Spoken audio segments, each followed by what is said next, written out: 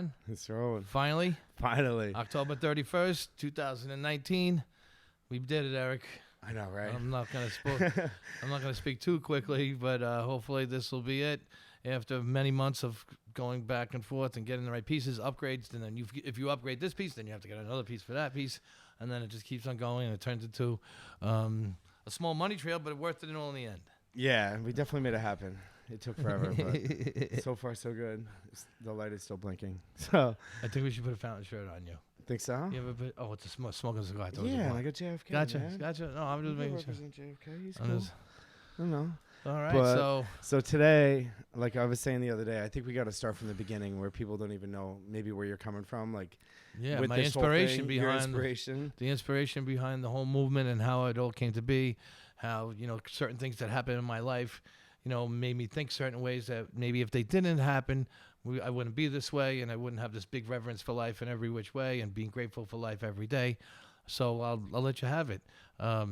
What everybody wants to know is back in 1997, I used to work for the Long Island Railroad. I was a track worker. I worked there for 4 or 5 years. And one day, that day happened to be tax day, April 15th, 1997. I was working on the tracks and next to the third rail, and my boss told me that the third rail power was off. We had been working there all day. I went to one spot, one little section that we had to go do before lunch. It was around 11:40 in the morning.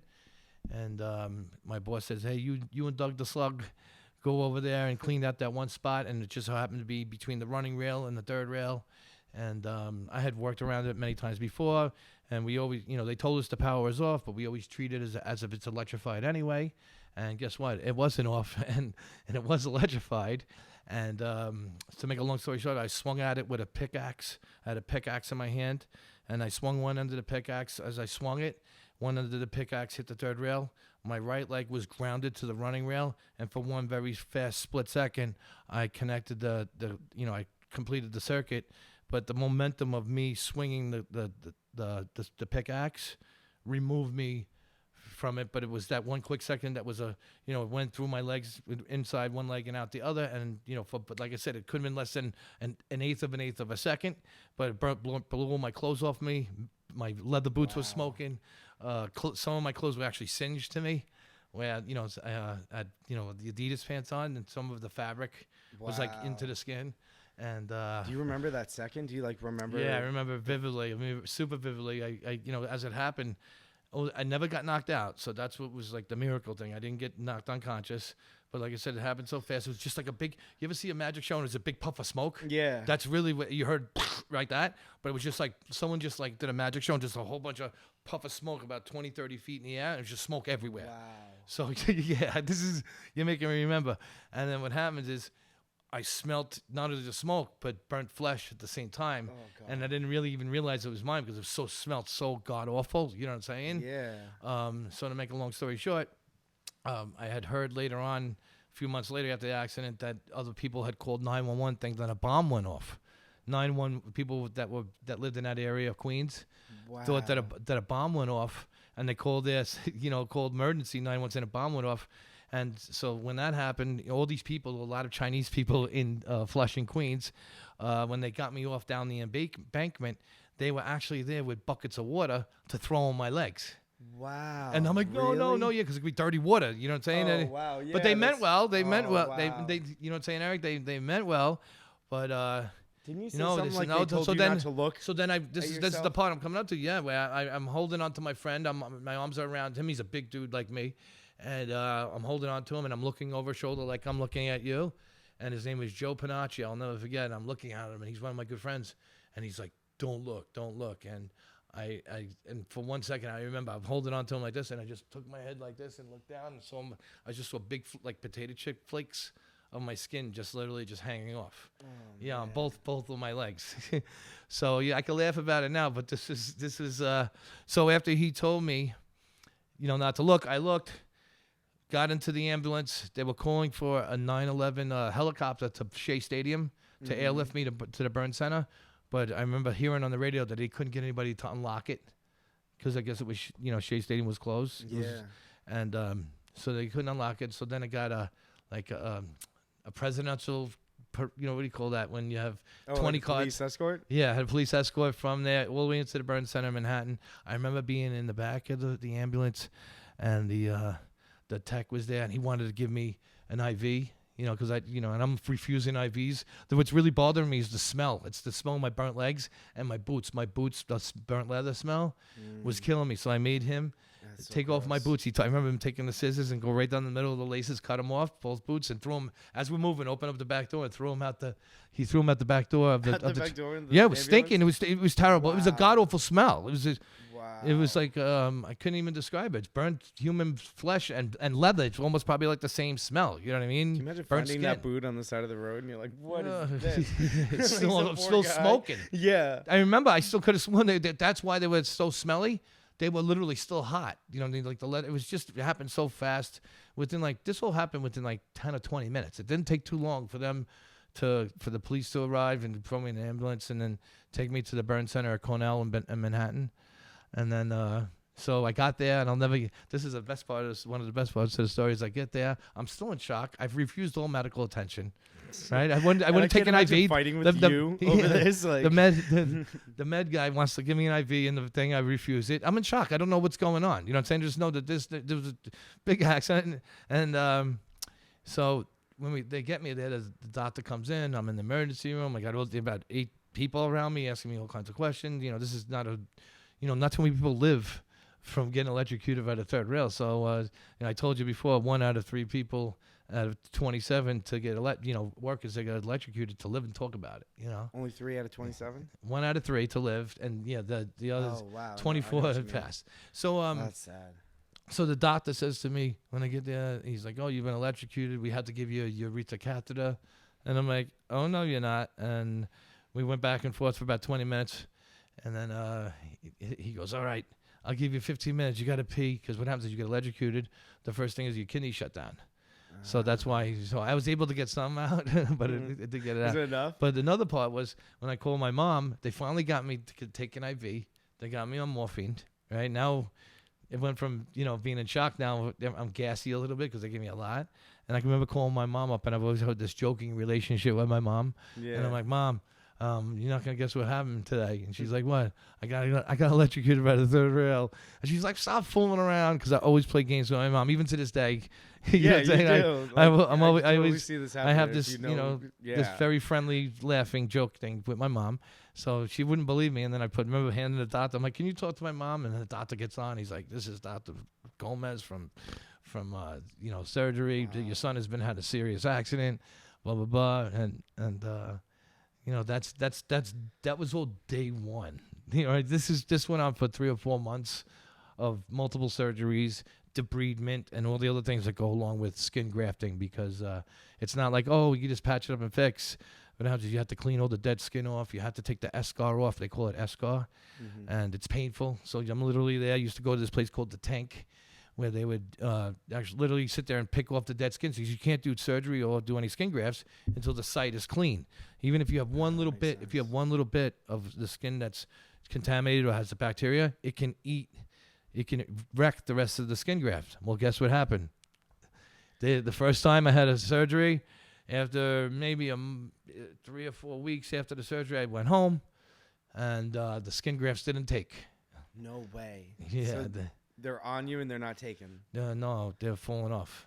Wow. Yeah, so then I have to go back to the hospital. Now I moved from Cornell Burn Center in New York City to the Nassau County Medical Center, the Burn Center, which was a lot better because now I get better visits, my friends and family, because it's a lot closer than going to Manhattan.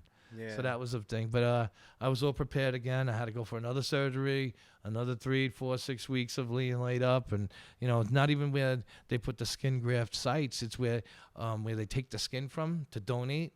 It's more painful than almost the accident in itself. Really? Yeah, because Where do they take it from? They take it from my upper thighs and my butt and the side of my thighs. And what happens is when they take it off, they skin it off, meaning they like a cheese slicer. They take the very outermost layer of the skin, and what happens is that's the most sensitive. So what happens is in doing that, when they do that, they skin it all off, and they use that new skin, is to patch you up, which is great. But what you're left for is a big giant scar that doesn't have any elasticity in it. So imagine having a 6 by 6 inch square, or what I'm saying, rectangle, and taking crazy glue and pouring it all over it. You know what I mean? What happens is, you know what happens with crazy glue? It makes everything hard. Yeah. So that's exactly what the scab felt like after about a week, because it starts to harden up. And then every time I would move, it would crack, and it would be very so crazy. Listen, that was pain on top of pain, and there's even some other parts that I'm moving out where they used to dip me into a bleach bath. That was like the second week of going into the burn in North Cornell Burn Center. They would put me on a gurney, just like you see out of a movie, on a chain. They put me and hoist me up into a big stainless steel thing with like warm bleach water in it. And this is a burn center, so this is what they do on a normal thing. You know what I'm saying? This is part of the burn center, and they slowly, like torture. You know what I'm saying? I'm holding on to the thing. I'm like, you know what I mean? And then they're lowering me down into it. And I did that for a week or two. That's all part of getting debridement. That's part of taking the eschar and the dead skin off. You know what I'm saying? Because as you could soak it, the dead pieces come off. Yeah, I'm sorry. So they had to do that right after going in the bleach bath. This is all in preparation for surgery. You know what I'm saying? This is all in preparation for surgery, because there was, on that first surgery, some of the spots didn't all get infected, but 60 to 70% was failed. It had to be redone. So yeah, some of the lower parts were fine, which is great, but it wasn't easy, and I knew to forecast all the pain and torture I was going to go through after the first surgery. I was like, oh man, here we go again. Yeah, but I did it, and then I remember it literally took me about 10 months before I was able to stand on my own 2 feet again. It was really bedridden and, sedentary for 10 months straight, between the day the accident happened and there. So imagine that. I went from 250 down to 188 pounds, I remember. Whiter. See how whiter than the paper? I was just as white as the paper because I didn't get any skin. Sun. Yeah. So look at this is what I remember. I was so emaciated, but I was happy to be alive. It wasn't all bad. I was happy to be alive. I can't imagine you sitting anywhere for 10 months. Like 10 minutes. I remember, check this out, after 10 months of doing this, I remember I was able to walk on my own. I remember going to the bathroom, able to reach the shower bar and stand on my own. 10 months, different. You know what I'm saying? This is by myself. I didn't have my mom or my friends helping me. You know what I'm saying? I was usually assisted. So after 10 months, I'll never forget the day. I grabbed the shower bar, I was able to stand. And guess what I did next? I went and found my car keys. I hadn't driven in 10 months. I went out to my car. I had a Dodge Stealth at the time. Opened up the garage. There must have been like a good eighth layer of dust over the entire car.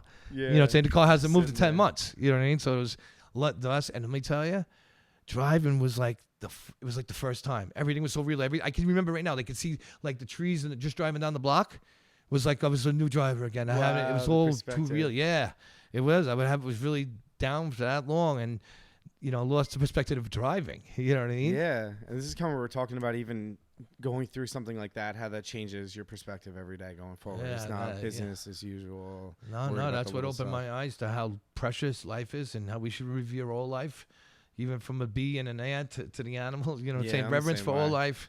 We're all special here. And that's what that taught me, is that if you had a sliding scale, you know what I mean? Like of normal people, you know what I'm saying, really don't have, after this accident, my slide moved all the way to the left to gratitude and empathy. You know what I mean? We're so blessed to be alive every day. We're so lucky, even though no matter what you're ever going through, you know what I'm saying? There's somebody fighting for their life right now. You know what I'm saying? Exactly. Yeah, no, it's true. There's definitely somebody fighting. There's multiple people fighting for their life right now, and we're enjoying this beautiful day. I know, right? And that's the thing. You got to be grateful for every single day. I mean, So me, most people would think getting electrocuted would be their greatest nightmare, but it ended up being my greatest gift. It has had repositioned my whole life, where I was just like any but normal other person, normal guy. I was working, union worker, this and that, and after this accident, it wholly changed the whole landscape of my life. Totally different. I got into all natural. I was always into preserving my life and just be like, oh my God, great day to be alive today. I don't know about anybody else, but today, to me, it's a great day to be alive. And I still do this today. I share it with. You do this if every anybody morning. asks me, how's your day? I'm like, it's a great day to be alive. We only get 100 years here. Well, I'm trying to defeat that purpose. I want to get 200, but at least if you get 100, you get 36. I think about this all the time. If you live to 100 years, you get 36,500 days. Wow, that's an even Every 10 years is 3,650 days. So that's a lot of, it just gives me perspective. You know what I mean? And you do the morning lunch, or you can go through the whole thing. Oh, yeah. That's I'm not going to do that for you guys. That's for the next episode. That's one of my secrets, but it's talking about how, being thankful and grateful for everything you have and not be worried about things that you don't have. Give more than you take. Leave this place better than you got it. It's a whole perspective change. You know what I'm saying? You get shocked. I don't know, it's 25,000 volts, 500 amps. It just changes everything. And, I've always been a high energy guy. This has made me more open. That electrocution made me more open-minded than I was, where I'm more open to, like pHountain and everything that we're about, and health, and, all the good things that, what I'm saying, where most people are like, I was on the dark side, the veil. The veil was over my head. That electrocution wiped that fucking veil right off my head. I'm like a dumb kid. I'm always open-minded. I can always, and I try to see the best in everything, And I think also, we were talking about this the other day, how it makes you take chances differently, because life is so precious. And I mean, literally, what are you going to do? Sit on any kind of money if you have the opportunity to do something better with it, or not be happy every single day? Yeah, no, it's sad if you really do the math, and which is, I'm big into odds and numbers. If you think about it, if you work, let's just say, at 36,500 days, let's just say you worked 20,000 of them a day's worked, and you only had 15,000 for work balance. That's out of balance. You're not here to kill yourself. You're not here to make all the money in the world and have, you remember one thing. There's no U-Hauls following the hearse. Yeah, you can't take anything with you when you die. So when you know that, this is all Wayne Dyer stuff, you give your life away. And it doesn't have to be money. It could be energy. It could be love. It could be, helping somebody. You know what I'm saying? You give your life away. You can't take it all with you, bro. If you know that's a virtue, I live by it every day. I try to, serve and be served. You know what I mean? That's my mantra. Karma will pave the way for you. You can just go do right, and with no ulterior motives. Don't be worried about if someone's going to pay you back. You just keep on pushing forward, pay it forward, keep it moving, and the karma will find the right people in the places with the karma will find your way. Yeah, it's and you told me this even when I first met you. It's just being in control of your own reality every single day. Yeah. You're like, it was one of the first things we're driving. Like, I control my own reality every single day. Yes. No one's telling me to do anything I don't want to do. I've been through all this shit in the past, and I'm not going to. It's an awareness. Saying that I live as everything is happening for me and not to me. Mm-hmm. You know what I'm saying? So even if it's not what you wanted, if you act like it's for you, you find the gift in it and you move forward. Yeah. You know what I'm saying? And exactly. And use it as a stepping stone, not to be victimized. You know what I'm saying? And I know. Exactly. Don't get me started about victimization. To be a victim as a human being is like a disservice to your humanity. You know what I'm saying? If you listen to Gary Vaynerchuk, he says that the odds of us being alive are 1 in 70 trillion.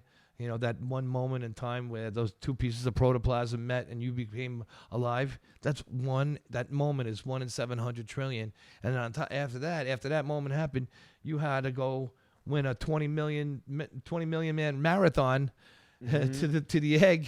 So you are made with DNA. Your DNA is winner. You are the champion. You are the grand prize. Don't let anybody tell you otherwise. Yeah, and if you're here and you made it this long enough to even listen to something like this, and you're walking around, like, you got to be grateful. It's just gratitude is the highest form of vibration, right next to love. You know what I mean? When you're grateful for what you have, it's very easy.